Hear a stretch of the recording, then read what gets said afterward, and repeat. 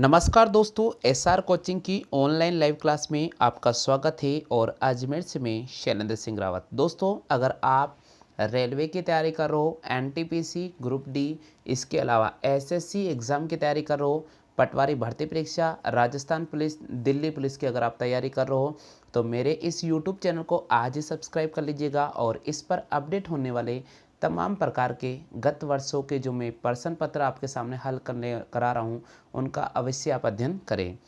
जैसा कि प्रश्न दे रखा है, भारत के राष्ट्रपति की तुलना निम्नलिखित में से किससे करना सर्वाधिक उचित है। ऑप्शन आपके सामने दे रखा है। ऑप्शन की अगर अपन बात करते हैं, अमेरिका के राष्ट्रपति से, दूसरा ऑप्शन दे रखा है फ्रांस के राष्ट्रपति से, तीसरा ऑप्शन दे रखा है ब्रिटेन की महारानी से, और चौथा ऑप्शन दे रखा है श्रीलंका के राष्ट्रपति से।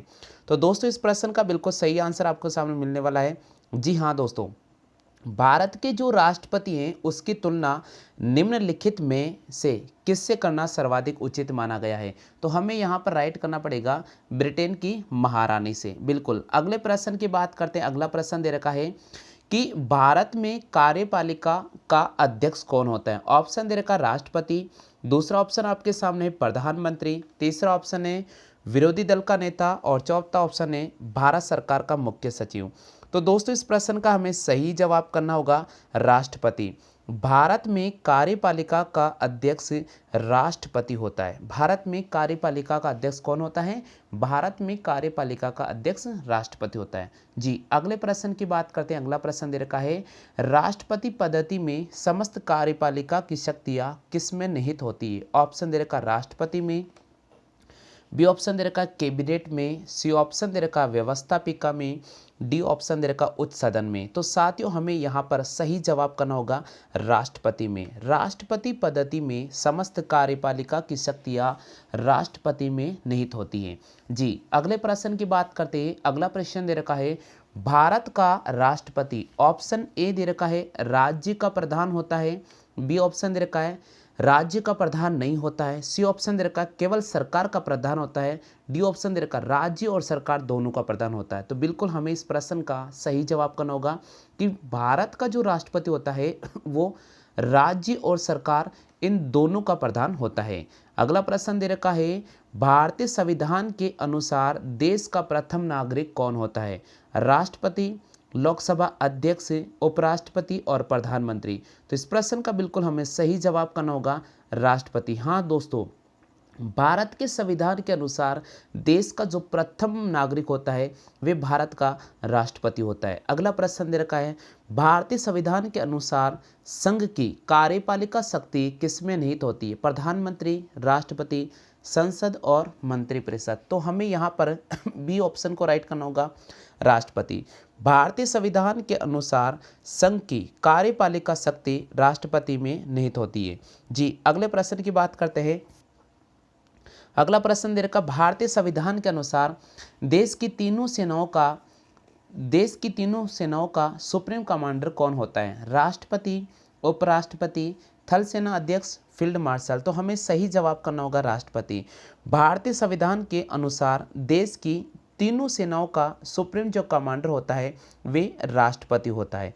अगला प्रश्न दे रखा, भारत का राष्ट्रपति होता है भारत का वास्तविक शासक, राज्य का संवैधानिक अध्यक्ष, राज्य और सरकार का अध्यक्ष, बहुमत दल का नेता। तो भारत का जो राष्ट्रपति होता है वो भारत का वास्तविक शासक होता है। कई बार ये प्रश्न आया हुआ है। अगला प्रश्न दे रखा है, भारतीय सेनाओं का सर्वोच्च सेनापति कौन होता है। राष्ट्रपति, प्रधानमंत्री, उपराष्ट्रपति, रक्षा मंत्री। तो हमें सही जवाब चिन्ह करना होगा बिल्कुल राष्ट्रपति। राष्ट्रपति भारत की तीनों सेनाओं का सर्वोच्च सेनापति होता है, जिसमें शामिल हो जाती है जल सेना, थल सेना और वायुसेना। तो हमें यहाँ पर ए ऑप्शन को राइट करना होगा। अगले प्रश्न की बात करते हैं, भारत के राष्ट्रपति के लिए अवयस्क योग्यता नहीं है।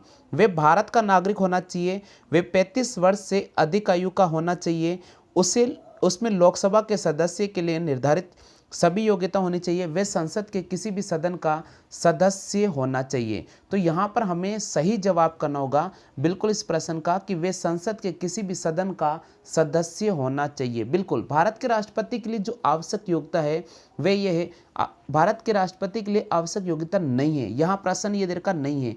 बिल्कुल, तो इस प्रश्न का हम सही जवाब करेंगे। यहाँ प्रश्न दे रखा है भारत के राष्ट्रपति के लिए अवयस्क योग्यता नहीं है, वे भारत का नागरिक होना चाहिए, बिल्कुल ये तो उनकी योग्यता है।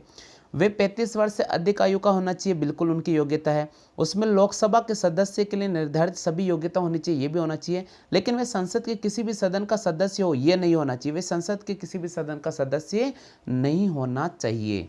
अगला प्रश्न दे रखा है निम्नलिखित में से कौन संसद का स्थायी सदस्य होता है? राज्यसभा, लोकसभा, विधानसभा और जिला अधिकारी।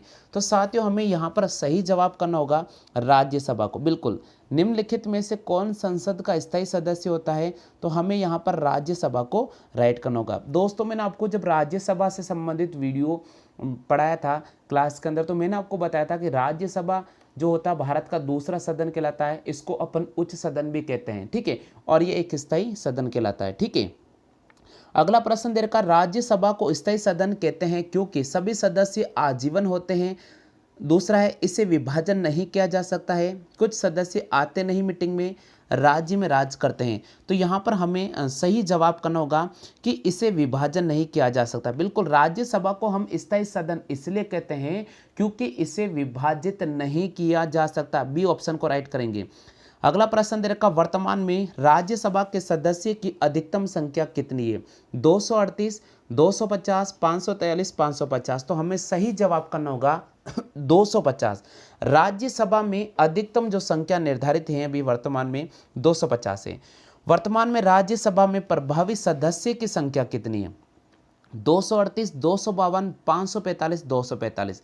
तो हमें सही जवाब करना होगा 245। वर्तमान के अंदर आज की बात अपन करें तो राज्यसभा में जो प्रभावी सदस्य हैं उनकी संख्या 245 है। राज्यसभा में राष्ट्रपति कितने व्यक्ति को मनोनीत कर सकता है या नामित कर सकता है? 10, 2, 18 और इनमें से कोई नहीं। दोस्तों मैं आपको बताता हूँ राष्ट्रपति राज्यसभा में 10 व्यक्ति को मनोनीत कर सकता है। वही लोकसभा की बात करते हैं तो हमें 2 को राइट करना होगा जी।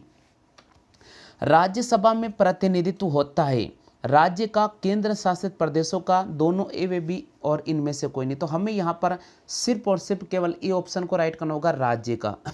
अगला प्रश्न दे रखा है जिन संघ शासित क्षेत्रों में विधानसभा नहीं होती है वहां पर उनके प्रतिनिधित्व कैसे चुने जाते हैं? विशेष निर्वाचक मंडल से, उपराज्यपाल मनोनीत करता है, वहाँ की जनता प्रत्यक्ष चुनती है, इनमें से कोई नहीं। तो यहाँ पर हमें ए ऑप्शन को राइट करना होगा कि जिन संघ शासित क्षेत्रों में विधानसभा नहीं होती है वहाँ पर उनके प्रतिनिधित्व कैसे चुने जाते हैं? विशेष निर्वाचक मंडल प्रक्रिया द्वारा चुने जाते हैं। राज्यसभा में सदस्य का चुनाव होता है संचयी मत से, सापेक्ष मत से, सूची मत से, इनमें से कोई नहीं। तो हमें यहाँ पर राइट करना होगा इनमें से कोई नहीं, क्योंकि राज्यसभा में जो सदस्य का चुनाव होता है अप्रत्यक्ष एकल मत प्रणाली द्वारा होता है, इसलिए हम यहाँ पर डी ऑप्शन को राइट करेंगे। अगला प्रश्न दे रखा है राज्यसभा के लिए राज्य का प्रतिनिधित्व का चुनाव कैसे होता है? विधानसभा के निर्वाचित सदस्य के रूप में, विधानसभा के सभी सदस्य, विधानसभा के सदस्य से, विधानमंडल के निर्वाचित सदस्य। तो राज्यसभा के लिए राज्य का प्रतिनिधित्व का चुनाव कैसे होता है? विधानसभा के निर्वाचित सदस्यों से। अगला प्रश्न दे रखा है राज्यसभा का प्रतिनिधित्व किस बात पर निर्भर करता है? राज्य के क्षेत्रफल पर, राज्य की जनसंख्या पर, भारत के क्षेत्रफल पर, या इनमें से कोई नहीं। तो हमें राइट करना होगा राज्य की जनसंख्या पर। राज्यसभा का जो प्रतिनिधित्व इस बात पर निर्भर करता है कि संबंधित राज्य की जनसंख्या कितनी है। तो दोस्तों आज का जो PDF फाइल आपको जो उपलब्ध कराया मैंने व्हाट्सएप पर, उसका जो पासवर्ड है मैं आपको यहाँ बताने जा रहा हूँ। उसका पासवर्ड आपको टाइप करना होगा, बिल्कुल आपको टाइप करना होगा SR9214447666। बिल्कुल आज का जो PDF फाइल है उसमें 41 पेज है और 41 पेज का जो PDF फाइल है इसका पासवर्ड आपको टाइप करना होगा SR9214447666। तो दोस्तों आज का वीडियो मेरा कैसा लगा है इसके बारे में आप कमेंट कर सकते हैं। अगर आप पहले बार हमारे YouTube चैनल को देख रहे हैं तो आप वीडियो को ज़रूर सब्सक्राइब करें, चैनल को सब्सक्राइब कर लीजिएगा, वीडियो को शेयर कर दीजिएगा। ज़्यादा से ज़्यादा आप इस वीडियो को ज़्यादा से ज़्यादा अपने दोस्तों तक शेयर कर दीजिएगा। आज के लिए बस इतना ही दोस्तों। इसी प्रकार के लेटेस्ट वीडियो देखने के लिए हमारे चैनल के बेल आइकन को जरूर दबा लेना। जय हिंद, वंदे मातरम।